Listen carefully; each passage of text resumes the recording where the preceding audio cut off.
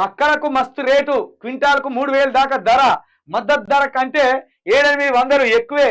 పంట సాగు తగ్గడం, ఇత్తనాలు తయారీకి వినియోగం పెరగడంతో డిమాండ్.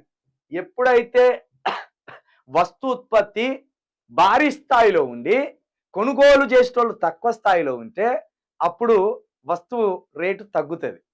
ఎందుకంటే కొనుగోలు చేసేటోళ్ళు తక్కువ ఉన్నారు.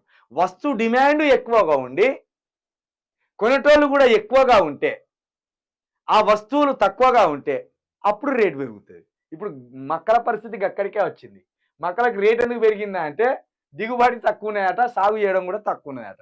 కాబట్టి మక్కలకు రేటు పెరిగింది. ఇక మక్కలకే రేటు ఉన్నాయని ఈసారి అందరు మక్కలు వేసారు, ఆగమైపోతారు. మళ్ళా కేసీఆర్ ఆ మధ్య వరి వేయకుర్రి, వరి వేసుకుంటే ఊరే అని చెప్పిండు ఒక 3-4 సంవత్సరాల కింద. ఒక వరి వేద్దంటాడు, ఆయన పామోదులో మాత్రం సన్నవాట్లే పండిస్తాడు.